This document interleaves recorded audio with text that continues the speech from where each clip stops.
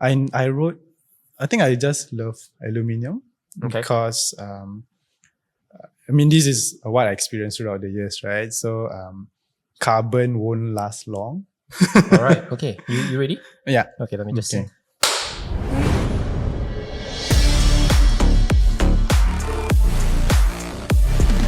All right, I'm here with the Big G. So some of you might have seen his content on TikTok, which is how I found G on TikTok, and I got to know him. I commented on his videos, and also through Taha. That's because he looks like a factor washroom, man. But I spent a quarter of the price, right? So who's laughing out? Who I filmed before. So thank you, Taha, for introducing us. Big G, can I call you Big G? Yeah. G1 or G2? I'm G1. G1. Yeah, okay, G1. I want to know who is G2 lah. We'll talk about that later. Yeah, please. Okay, so G, thanks for coming, man. And you actually just came back from a race. Yes. CycleWorks race. Yes. How was that? How was the race? It was fun.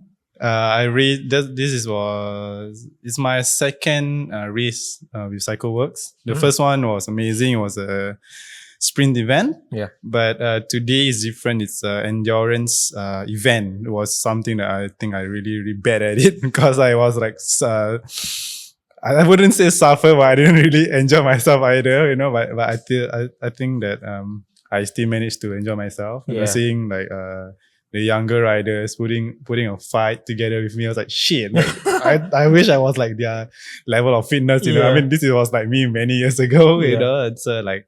Yeah, it was fun until towards the end. I got I was relegated because I wouldn't say accused. They spot me. I was doing they say it was a dangerous move. I realized it was. I didn't thought it was a dangerous move, but then at that point I thought it was okay. It was a clear path for me to reposition myself, and then there was a sudden movement. So we touch me and another rider handlebars. I was like, oops. I was like, shit, this is man. But isn't it part of racing, right? Yeah, but I think in a track concept, I think that move is quite risky because they say I was close to the railing, or they call it the fence, right? So they say it was a dangerous move. I was like, okay, never mind. All right, okay, you know, like I mean, I would contest it, but then like, it's okay. I mean, this is not criterium, it's track, so I think the rules might be different, right? Yeah. So I mean, I really had fun today as well. Wow. Yeah. But yeah, thanks for coming, man. After the race, I couldn't have done it, but okay, I have to admit I don't race. But just tell me a little bit more about that. So you say it's an endurance, but it's in a track. So how does it work? So the one I raced this morning consists of a scratch event, elimination event, carrying. A kilo, if I'm not wrong, it's a kilometer time trial as well. But I skipped those Kirin and kilometer because I wasn't sure how the scratch and the elimination race works. So I have to like just familiarize myself. And prior to this race, I don't have much time on the bike. So I just like, okay, I don't want to kill myself racing 4 to 5 events, right? So I was like, okay. So I think the scratch event is like for example, there's a 10 group of riders. So it's like pretty straightforward. So you have to go 10 riders, 10 laps. So the first across the line wins. So it's like a criterium style. Elimination is, so it's eliminate, right? So last rider past the line will be out. So let's say 10 riders, so 10 laps as well. So the last rider will be eliminated from that group. So then last 2 or 3 riders will go for the sprint towards the end. Right. Yeah, I was like super tired. I think I was like, I think this event is not for me. But good experience, I guess. Yeah, it was like, I mean, I didn't have the opportunity back then to race like in a track, right? Yeah. So this is really a good opportunity, and also a good initiative from Will to Dream, CycleWorks guys as well. It was like, I think we need more events like this, which is super cheap and safe in a safe and controlled environment. I was like, okay, why not, right? It's super cheap nowadays. Fees crazy, right? So I was just like, okay, this is worth paying for. And even I have to travel across the island to the other side of the island. So I was like, okay, it's fine, for fun, like making sure I still have the legs to race, you know? Yeah. So I think they have one more next month in November. Yeah, so I'm not sure, but I heard the prize money is going to be huge. Okay. Yeah, so I was like, how much are we talking about? I don't know, but I heard it's like maybe five. Oh wow. Five, not It's five, a new not bike. 5,500. You know, that's what I heard. No, I just like maybe I heard Yeah. wrong. Yeah, but I think they say it's gonna be quite huge. You know, but that's like Mm. there. I was thinking to myself, I'm not gonna join the road. I'm gonna maybe join the track instead. Mm. Yeah, so I think I was surprised to see those who race on fixed gear.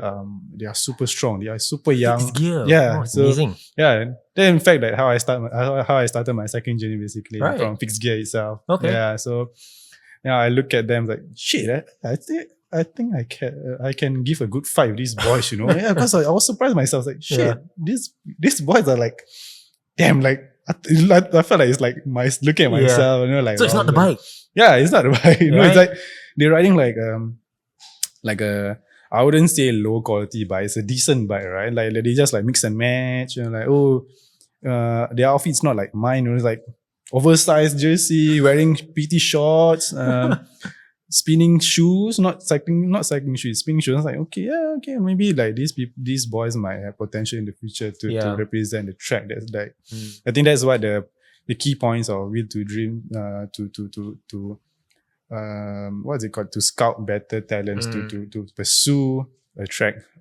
as a sports, you know. Yeah. So I really was damn, yeah, maybe I should change category next one. Time to get a fixie. I mean I had since from like long time ago. I still have it at home, just covered in the blanket, you know, because I cannot ride it because I think it's illegal to ride You on need the a roads brake. now. Yeah, so I was like, I'm not gonna put it on. I'm not gonna put a brake. You know, Yeah, it's yeah. like nah, no. Defeats the purpose of having a Yeah, fixie. so I mean, it's like I understand the why, but then it's like Mm. it's okay. I wouldn't want to put it, so I just gonna use it specifically for race, right? Yeah. So I mean, I'm fortunate to know that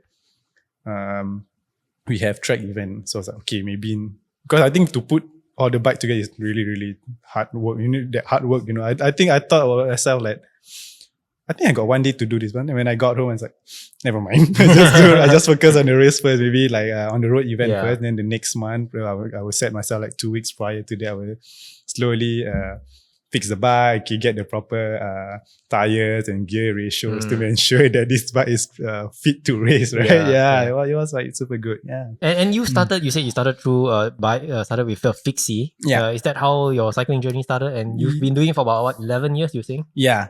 I mean, it includes the one in my super early days, about 15, but I think the most competitive part is about 11. So I started riding fixed gear. I'm not sure, I really can't recall when, but yeah, I started from fixed gear and then started joining criterium races. If you heard Holy Creed before? Yeah, Holy Creed. So Zul Awak. yeah, so shout out to Zul.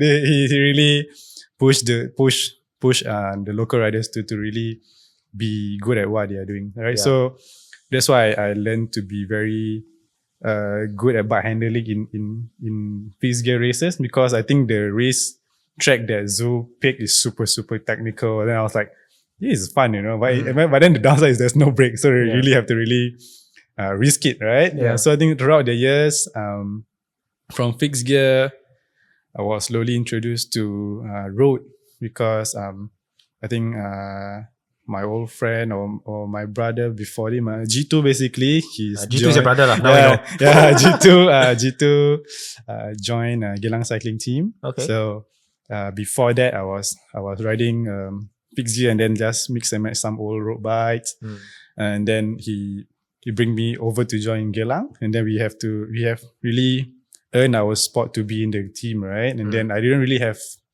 much back then because we are still like student, like I think 17, 18, I think 16, 17. Yeah. So, yeah, like my first road bike is a steel Fuji, if I remember correctly, it's Fuji Roubaix, super heavy. And then I think I was running on 9 speed. Yeah, that was like one of the, wouldn't say the best, but like one of the first few functional road bike that I had. Yeah. So, throughout that, then we started racing for Geylang until we all got to do our national obligation, and then we toned down a little bit. I think after that, that's where I started running fuel by speed. So so that's where I just gathered a few guys, like old friends or known also like friends of friends, just like who have the same passion like road riding, right? Yeah. So basically I didn't know like if this is even a team or not. I just like, okay, yeah, whatever, man, just join. Like, So you started with friends. yeah, it was so basically you started in Geylang Cycling Team. Yeah. And then throughout that, it was first served as a platform for Geylang for me, it's to share the journey, our journey in Geylang Cycling Team by the races that we go in over like in Malaysia, in Johor, so on and so forth, in Singapore as well. And then throughout the years when we toned down a little bit, and then it changed into another stuff. Yeah, so like become like so that Feel by Speed thingy become a thing where I just have a group of like-minded people who have the same goals, just to have fun and at the same time be the best version of themselves on the bike. Right. Yeah. So I think now it's I felt that quite a positive thing, because like everyone's like, hey, what is this? Like, can I join? Like, there's nothing to join. You want to ride with us? Come on, It's like, But it's scary. You guys are okay. So I've seen some of your content on TikTok, right? Wow, the guys on Feel by Speed look super fit, man. Want to join? So scared, man. No, I mean, I wouldn't say they're not fit. They are amateur cyclists. Just that they really ride a lot. Yeah. They join a lot of the normal group rides, like those 5 a.m. rides, weekend rides. So they become good like while joining that rides. I don't even know most of them. So when I just started joining CCP rides like late last year, I think. Early last year. So I was like, okay, so I didn't know what is it about, like, okay, what's the ride going to be, what's the route. So it's just like, okay, just go, then like get to know some of them through Strava, and it's like, hey, like maybe just, and I keep seeing them every Tuesday, Thursday, right? So like, hey, what's your name? So like, I'm G, okay, like, and then I mean, not a lot of people are aware who I am, because like who is this guy? Like quite new. It's like, yeah, I mean, I first time here, but I never been here before, because like I wouldn't want to wake up so early to go to a 5 a.m. right? Yeah. I think that what makes them different. Like I wake up early morning before even the cities wake up, right? Yeah. So like, I mean, it was I think it's a good thing. One of my friends love to say this, like, you will have a good day if you started riding at 4:30 in the morning. Oh my God, I can never do that. I'm not sure if it's a good thing or a bad thing. Yeah, I think so far it's good. Yeah. I think everybody that I see throughout the months that I've seen people riding CCP, like they became very good. They're like good that they can follow the pace set by others, right? Like I think the average was like 40. That's nuts. Yeah, so like man, but you see that progress of someone like, oh, you start from zero, they always get dropped at Mandai, right? Before the Sembawang one, right? It's Sembawang, and then they take left. Most people get dropped there, or maybe somewhere after Mandai. So, right? So when you see that, when I see that the progress, there's like, whoa, this ride really quite good, like it's either you want to be good at it or you don't want to be good at it, right? So I think consistency is always one thing, right? So you have to be consistent, like you don't want to be like, okay, I want to be good, but you wasn't don't even put the work in. Yeah, you don't even be present, right? Then how you want to be better, Yeah, right? yeah. I always believe like if you be consistent in what you do, focus is one. Being disciplined, like waking up early in the morning. I always wake up like 3 in the morning before that. But What time do you go to bed, man? Oh shit, that's really a bad. I would say it depends, but because I would wake up, I would sleep. I'll try to say at 10, but then like we'll roll over, and then be at 12. And then you sleep for 2-3 hours? Yeah. And then you got to wake up and go cycling? Yeah. So like, it's like, I think I try, along the months, I try to sleep earlier, but then like, just your body is used to it. So I try to find new ways to not sleep late, stop using my phone like 1 hour before sleep, or just make sure I don't use while I'm on the bed. So like finding ways to make sure I have enough sleep before the ride, because after the ride I have to still go to work, go to class, so on and so forth. So it was like, shit, no way, man. Like this kind of timeline pretty, and that kind of rest, I think it's not healthy. Yeah, so I'm just keep finding ways and means like, how can I sleep early before the ride itself? Yeah, I mean, if it's weekend like 6:30, I think it's fine. Yeah. But the 5 a.m. ride is just, you really need to sleep about at least 10 to 11 at least. Yeah, no, you're going to bong the whole day. The rest of the day, right? I mean, it's proven, so I'm like, shit, okay, this is not good. This is like unhealthy for your body, right? So that's why I know a few guys that who now still riding with me. Yeah. So I know them. Most of them are from CCP. Right. It was a good place to make friends, I guess. Yeah. We will talk about fuel by speed a little bit Yeah. later. A lot of questions Yeah. must be submitted by Taha lah. So we will speak about fuel by speed later. And Okay. so the highlight is the bike because Yeah. this is a Specialized Allez Sprint 2022. Yes. And I think when Specialized first launched this, it was very controversial because of the price. It was an aluminium, and then they had this. Is it called Smart Weld or? Yeah. You call it Smart Weld, yeah. And then people and I filmed two guys who had this bike, and Yeah, they really love their bike. But people online, right? They comment, and I read all the comments, and they say like, "Wow, this guy spent so much on an aluminium bike. You could have gotten something else." Is it the purple one?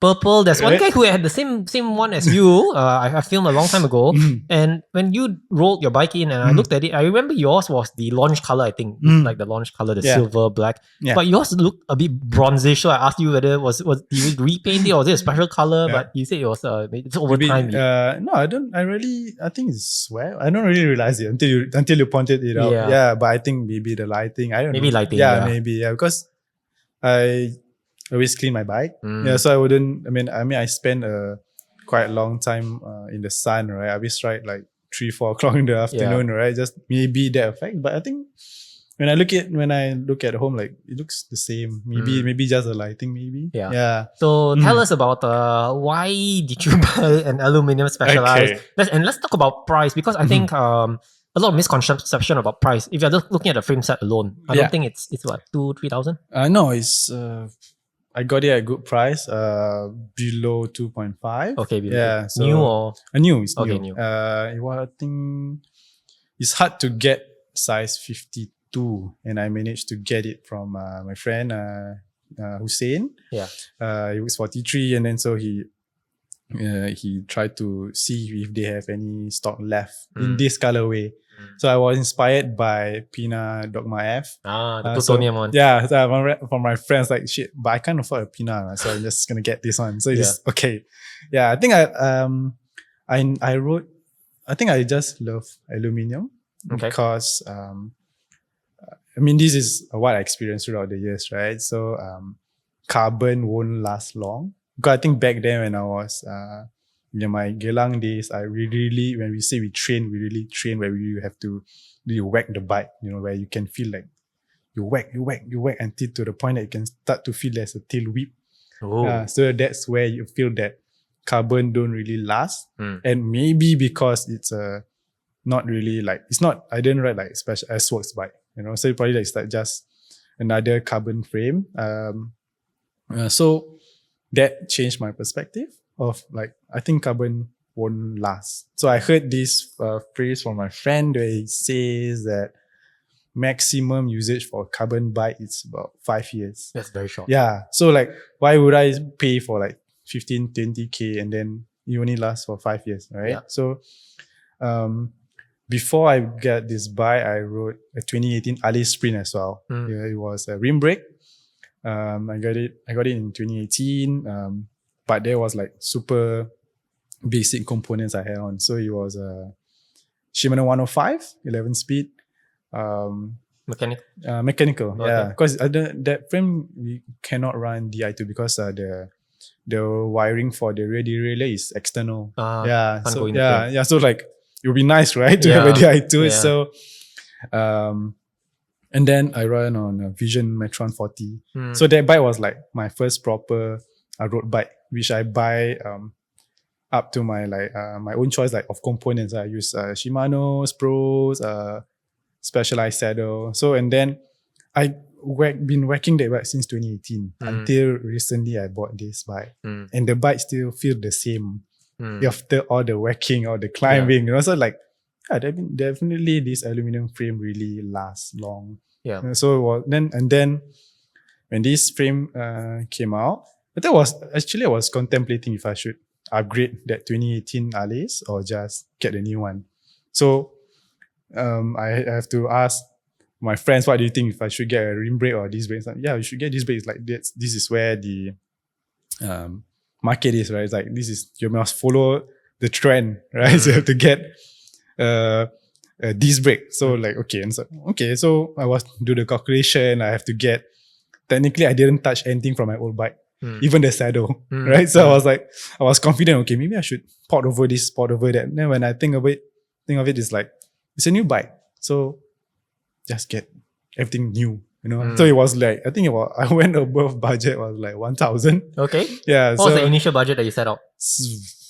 Oh shit, that's a good question. I think 7? 7? Okay. 7, yeah. So I you think, got about 8. yeah, so now I'm running on Ultegra 12 speed, right? The new one. And then I realized that, Sorry, this Ultegra? yeah, this is Ultegra 12 speed. But with Dura-Ace chainring. Yes. Yeah. So I'm gonna go there. Okay. So because I have to change Dura-Ace crank because the 12 speed Ultegra does not have 5339.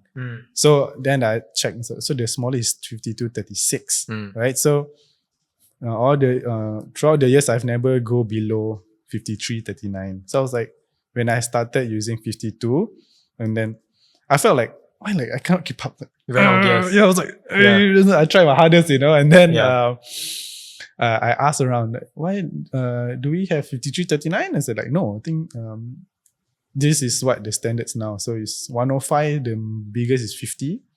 Ultegra, the biggest is 52. And Dura-Ace is 54. It's like, shit, that's like, how does that even make sense? It's like, but if you say SRAM is 48, and then I think the smallest is 9, if I'm not wrong, right? 9 or 10. That makes sense because that's how the ratio, right? So, but then like, if I stay running on like 11, 32, 35, then 52, 11 is like you're running a compact or a compact chainring, a compact ratio, right? So I have to outsource again. I thought I can get just the chainring, but I think because the Ultegra just released, right? They just released, so we cannot get anywhere any of the chainring that fit into this 12 speed to the Ultegra 12 speed crank. So I have to like outsource to my friend again, saying I need, what do you have a Dura-Ace? It's like, yeah, okay, so you give me this price, okay, and then I'll just take this. So this is my first time riding at with 54-40 ratio. Right. I think it's been amazing. So only the chainring is Dura-Ace? No, the whole crank is Dura-Ace. Okay. Yeah. So the rest is all Ultegra, just the crankset itself. Because you wanted a bigger. Yeah, I wanted 53, but then I had to think about it. 52 and 53 is 1/10 up. So like, why not just 54? You know, like maybe I might feel different. Maybe I can go faster. Maybe I can follow people pace better. So I just go for it. Okay. Yep. Just put new chain, new cranks. Okay, I think, and so far it's been good. So like, wow, okay, this is worth investing on. But if you were still back on the Ultegra, right?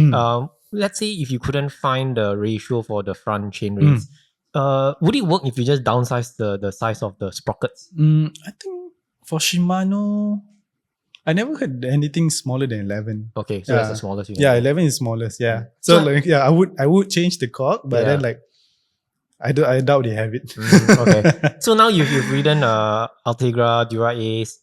Should everyone upgrade? Do you need to upgrade? Any difference? Okay. Okay, it depends. I think it's personal preference. For myself, that I want to be able to keep up, right? So I wouldn't want to go at a smaller ratio. But I've seen people riding 52.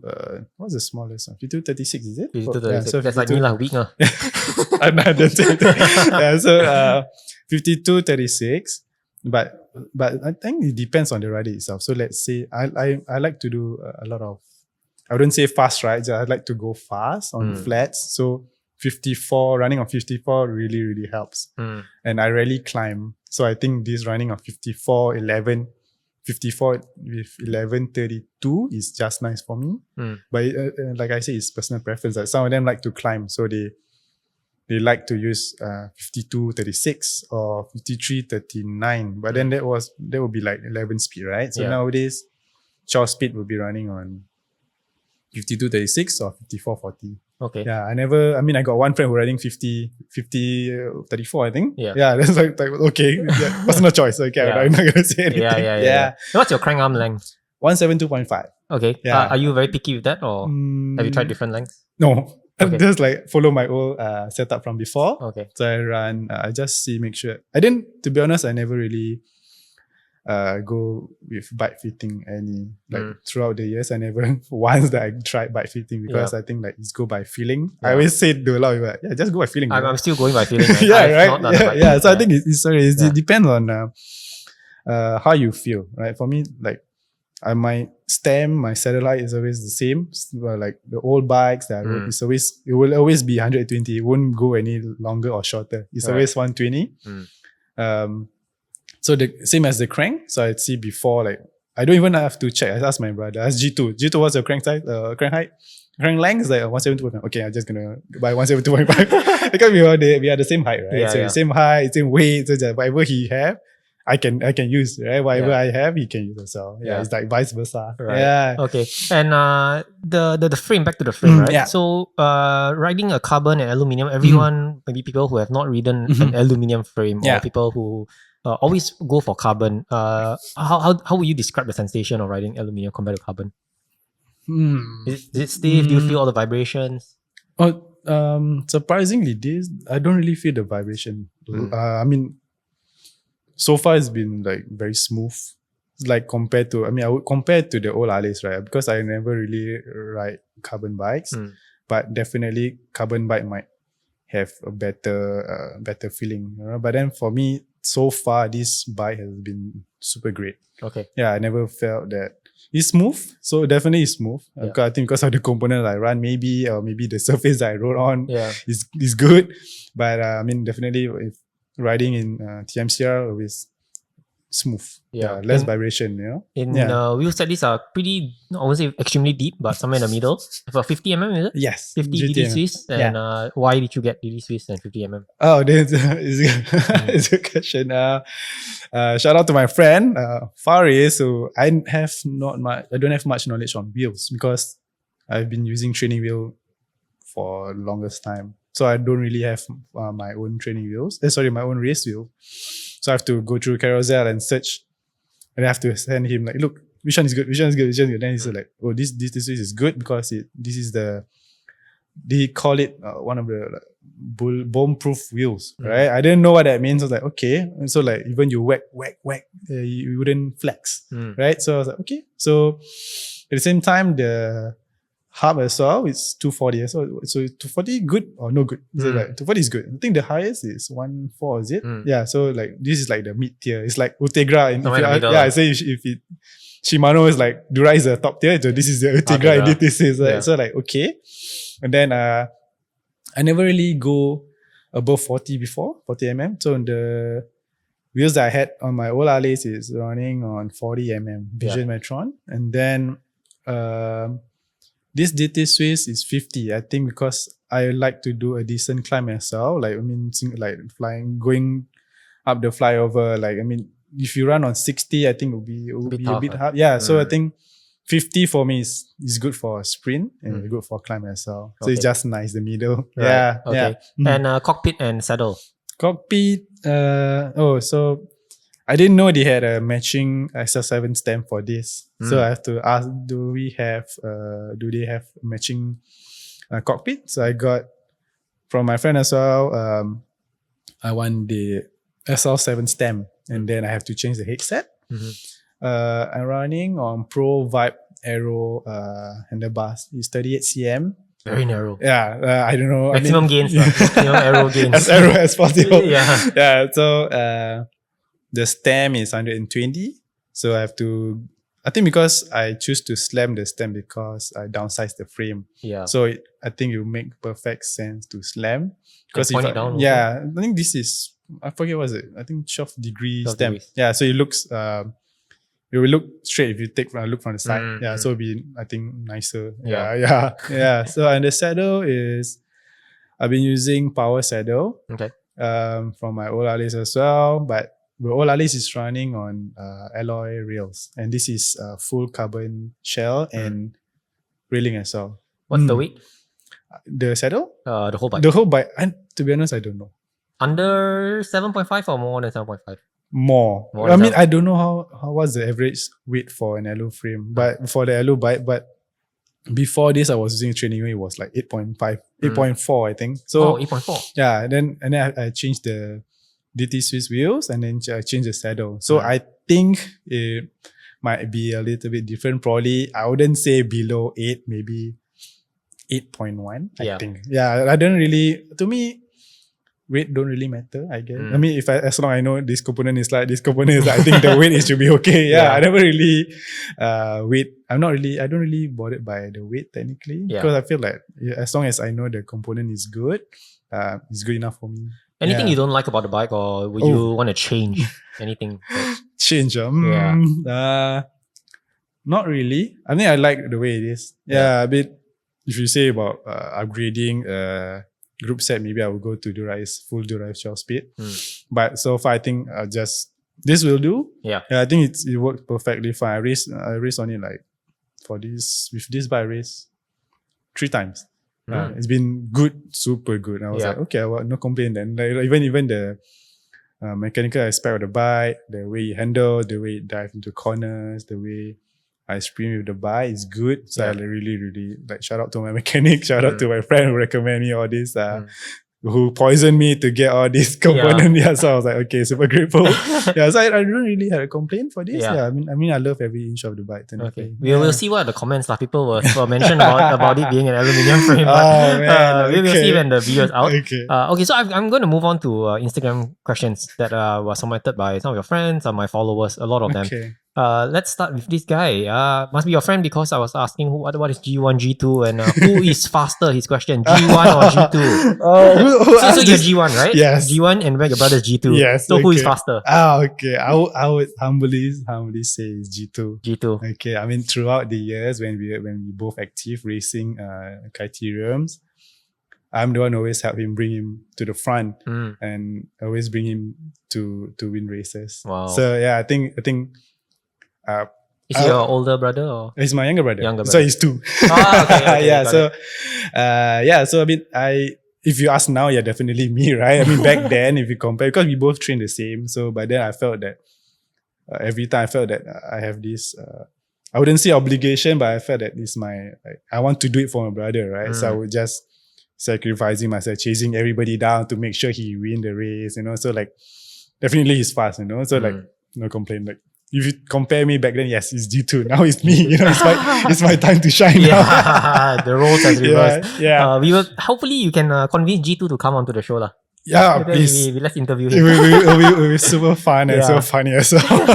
I love your shoes, by the way, Nimble. I think this is quite a new. I won't say new, but maybe sometime this year it was getting very popular. Yeah. How do you like it? And it's very expensive actually. I got lucky. Okay. It's like $1,000, I think, in retail. No, okay. This is, I think, if I'm not wrong, is the mid one. Okay. I forget what is it called. There are different tiers. Yeah, so the higher tier is maybe the 800 plus, 900 plus. Okay. Yeah, this is. Oh, so I got this shoe on Carousel. Is it good? Like, very comfortable? So I always been a Shimano fan.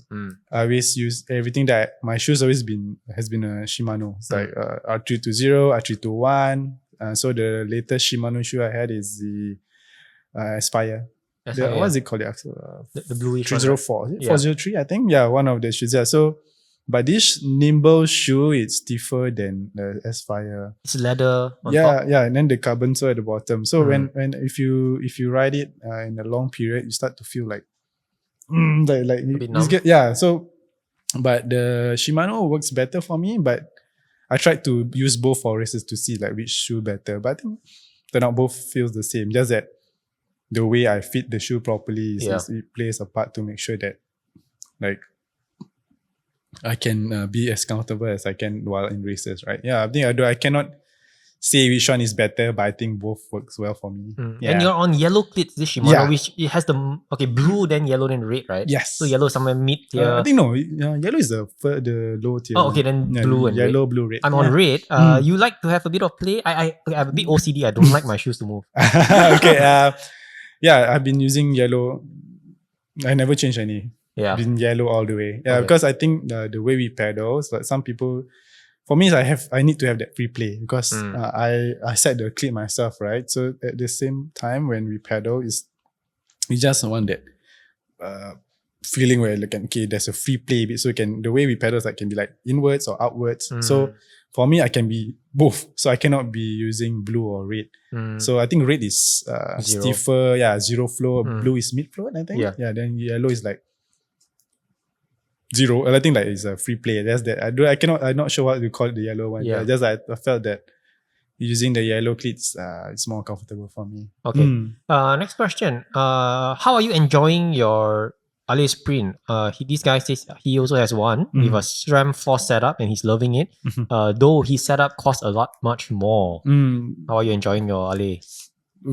I would say I enjoy it so much. Yeah. Is it SRAM Force is the top tier one, is it? SRAM The Raid top- is the top tier. the top tier, Force, yeah. I think, is the Ultegra The version. Ultegra version. Oh, okay. So far it's been good. I got no complaints. Like, I mean, I don't really, to be honest, I don't really complain about my bike anymore. And so far, I think just the normal creaking on the bottom bracket because I think I don't really clean it properly. Is it but press fit? I'm not sure. I think shredded. Yeah, this is shredded. Yeah, Okay. I think the old Allez is press fit. Okay. So I will say I got no complaints. I really enjoy it so much. Okay. We were speaking about fueled by speed. Okay. So the question is, what is the future plans for fueled by speed on joining races as a full team? And there's another question. I remember seeing this. Give me a second. Okay. When was fueled by speed created, and what's the vision of the team for 2024? So if you've got 3 questions you need to cover. Okay, so I will answer the first one where Yeah. it's formed first, right? Because it's formed in 2016. And then What's the vision? Oh, for the team vision. So the second question is the vision for 2024? Yeah, so I wanted the guys I ride with to race with me. Yeah, so I think it would be fun because we got a healthy numbers of very strong riders. They are like super strong. To me, right? Like I seen like strong rider and then there's a stronger rider. So they are not like the low like not that strong. They are strong. They can really be a fighting force when they are going if they go into races. But I really wanted to race criterium as a team, like a group of 6 guys, right? So it's like be a good and healthy number to see, right? But then I think I will start with this Will to Dream event, right? That will be a good start for them if they never raced before. So my 2024 vision to make sure that everyone that ride with me race with me. Not I don't want to race myself, right? Like, Yeah. it's so boring, right? Yeah. So like I want them to race. There's no point you being strong like in the group, right? But you don't use your strength to in somewhere that you can find like, oh, this is different level, So like just join race. I think it's very humbling to join a race, right? Yeah, then yeah, you it's see fun, that you think you're fast, but they're actually It people who are sounds much faster, faster than you, right? So that's the reason. That's the reason why I'm not joining races, because I know I cannot. Yeah, I mean, I'm not gonna waste my time. No, if you want to race, definitely you have to put in the time, right? Time to the mileage, the hours to make sure that you are in the best form to race. I mean, you don't really have to ride 1,000 a week. You just have to ride minimum 200 a week, right? So you have a balance of speed training, and then endurance. How do you train? Well, for me, it depends on my schedule. I can ride. Back then, I remember it was a good month. I think I did like 100 every day. Yeah, I start riding at 5. So thanks to Dizul who want to do base work with me. So He's riding at Cannondale now, right? yeah, That's damn nice, man. Yeah. So he's been pushing me like, hey, let's ride. Okay, 5 o'clock in the morning, and then we do like the route is very simple. So we ride from Upper East Coast to Jalan Buruh and then come back. We finish off with TMCR, and that's really 100 kilos. And then we did like every day until Friday. And So- fast pace or No, it's zone. I would say zone 2. Okay. Yeah, it's I think 30, 35. And at some point we jack up the pace a little bit, like on West Coast Highway. So that would be like. But I'm not a fan of going fast while doing base endurance training. You then defeat the purpose of endurance training, right? Yeah. So I think at the same time, like it's okay. I think like people just cannot control themselves sometimes. So I just okay, never mind. We just do 100 every day until then the weekend we had another ride in like 6:30. That would be like 80 kilos or 90 kilos. So that week was like super good. We did like, I think the highest for myself is 500, I think, a week. And Zoo will be like 600 plus. Yeah. Well, I think that point we are so driven, I think until now priorities start coming. I was like, okay, now we're gonna stick to group rides only, like very fast one. So 1 hour and then we are done. Okay. Yeah. So you guys do like quick choppy. Yeah, it group depends rides? on the time we had, depend on what I'm training for. Okay. A lot of it I think you've already answered. So-called alloy frame, but I think it's heavy and not stiff. Do you agree compared to a carbon frame? Okay. To me, it's stiff enough. Actually, it depends, you know, what they are looking for in a frame. For me, is that as long it's. I mean, depends on the way I ride, right? So let's say I would like whack it every day, and then you still feel the same after 2 years. Then that means the frame is stiff enough. Yeah, I mean carbon, because I think not many people will whack a carbon bike. I mean that's so far that I've seen lah. Like I don't know about people that I don't see, right? So far I see people like they don't really whack it, so they don't really see. They all know what stiffness means. So for me, stiffness is where even you whack it 100 over time, you still feel the same. That's my definition of stiffness lah. But I don't know what other people definition of stiff. Yeah. I mean, to be honest, I felt that all frame the same. Yeah, just like it's just a piece of metal lah. Yeah, I wouldn't. Metal triangle can put 2 wheels in. Yeah, I got no cover. But then I don't know what if you want to buy a bike, you need to know what you're looking for. Yeah. For me, it's just like I like the color. So okay, this bike. I've been riding Specialized for quite long, so I think okay, Specialized. Okay, I think it's a good brand. It's a Why good did you go brand. for the SL7 then? Which is someone asked that question. Or tarmac. Budget, I guess. Price. Yeah, budget. Yeah, budget wise. No, I mean like I say, it's I'm not really a fan of carbon, to be honest. Yeah, so I just rode carbon once and that's all. And then throughout the years, I just stayed with that Allez sprint that I got in 2018 until recently. Then I switched to this. Okay. Taha submitted a lot of questions. Thank you, Taha. But I will only choose one because we are running short of time. I've got another 10 more minutes. What's the best training to get faster from Mr. Taha? Okay. Endurance. Endurance. Yeah, endurance is very important. Because speed training is very short. Yeah, but if you don't have that capabilities of holding to push everything that you have, then defeat your purpose of doing speed training. So for me, it's always endurance first, and then speed. Speed, you can do speed training for like 45 minutes an hour. That's where the motor pacing comes, right? So endurance first. It doesn't matter where, as long as you can. Right, I think 50. You can do 50 kilo a day. I think it's enough. So you keep doing it, and then you become good at the endurance part. So once you have the endurance, you can survive that speed training afterwards. Then you will be fast. I think that gym work is important as well. But nowadays, I really doubt people who cycle go to gym unless they really, really want to be like serious in it. Then they will go to gym to work on their whatever muscles that requires them to be better rider or sprinter, right? So if for the basic, I would say do endurance. Top priority is endurance, and then you do the speed. Without endurance, you cannot progress. Yeah, that's what I learned. Thank you. Thanks for the tip. You mentioned something about motor pacing. My friend Andrew asked, I heard motorbikes are pacing behind this guy. Oh. You think? What was the question again? I heard motorbikes are pacing behind. Pacing behind me? Oh. I think they're referring to my old coach, Coach Arif. Yeah, he pace occasionally, but for myself, I always ask G2 to pace me. Yeah, so back then was my old coach, Coach Arif. He introduced me to motor pacing, and then he told me the benefits of it, how to be strong, how to survive before a sprint, what gear you should be, etc., etc., etc. And then after I don't train with him, then I do the training on my own with the help of G2, and then that's why TMCR is like my playground. Yeah, so I can really do like 50 kilos in 50 kilometer, or like I can ride 60 behind a motorbike for like 3 laps in TMCR. Yeah, just to make sure that I still have the legs to follow anyone like in races or in group rides. Okay. Yeah, so I think, but then again, motor pacing is not for everyone. So you can have a bike, but you won't know how to do motor pacing. So people thought like just ride 50. How does it work?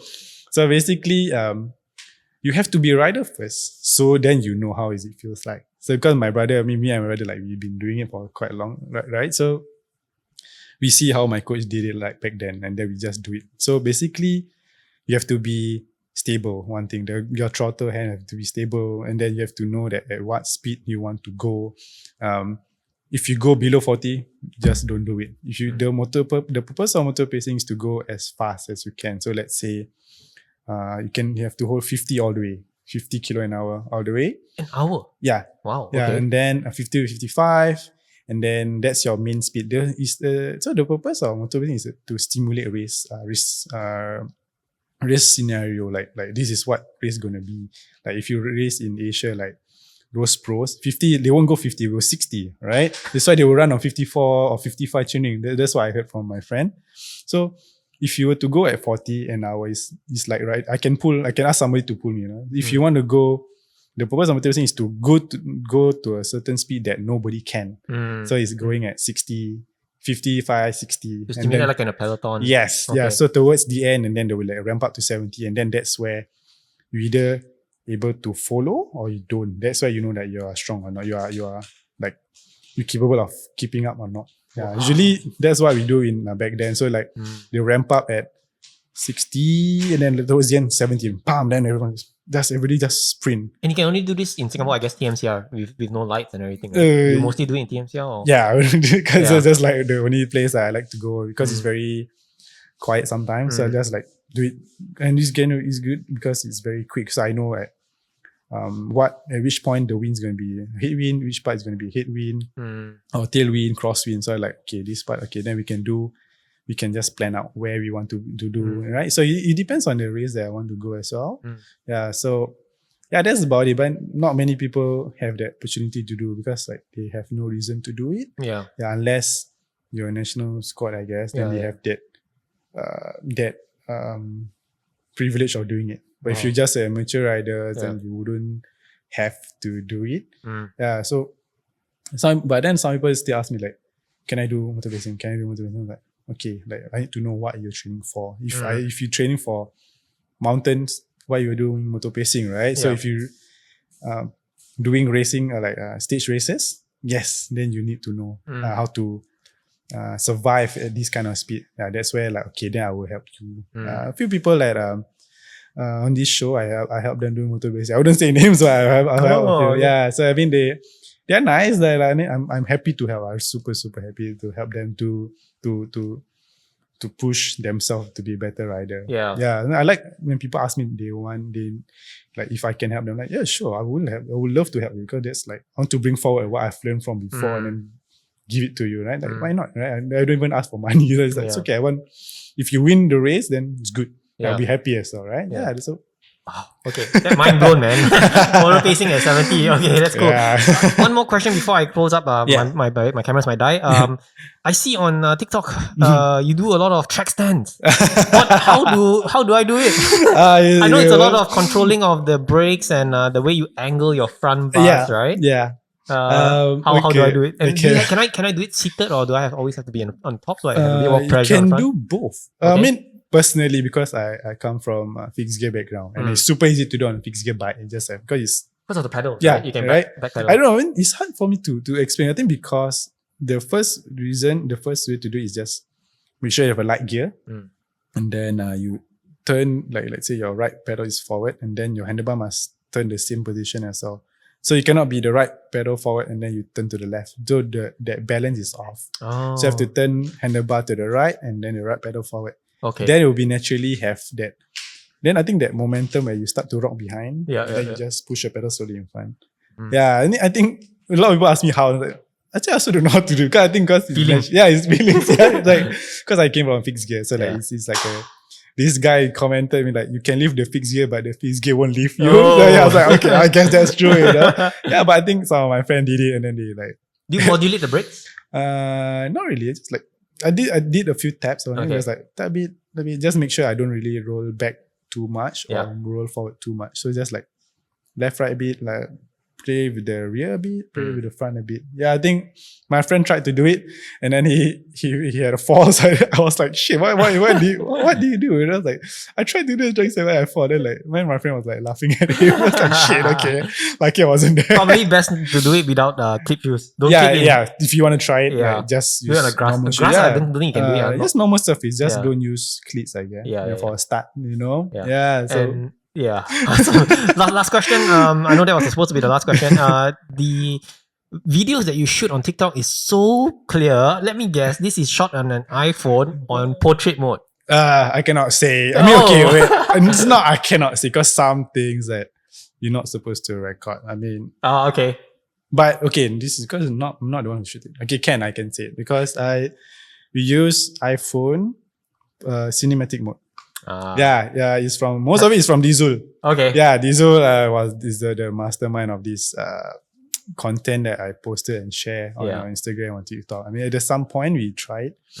At the same time, I think I got myself a new phone, so I can create better and nicer content, right? Yeah, so I mean this cinematic function really is a blessing. So I can really take nicer video, nicer pictures to share. I think sometimes TikTok somehow messed it up, or because of you have to like shrink the quality. Yeah, but so far we only use iPhone. Yeah, iPhone cinematic mode. That's all. All right. Yeah. Awesome.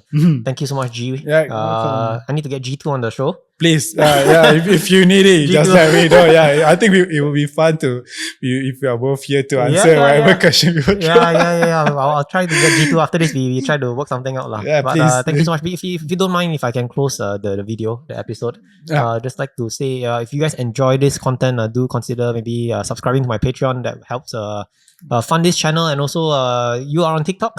Yes. Feel by Speed? Yeah, no. It's under G. It's Golf Kilo. Okay, Golf Kilo. Follow him on TikTok. But I think they follow the Instagram better. Okay, follow his Instagram. I'll link it somewhere in the description. And G1, thank you very much for coming, man. Thank you for inviting me. And hope to see you on the road. Maybe not lah. Maybe motor pacing. I'll be if you'll be in TMC, I will always be there. Yeah, definitely. I love TMC, but I only go at night lah. Why? I have to do this. Have to Oh, edit. okay, that makes sense. Time. Okay. Thank you so much, man. Thank you. All right, we're done. Got drunk off your love, and I lost myself again. You hit just like a drug. This time I won't let you in. You're playing with fire. On the wild and on the prey.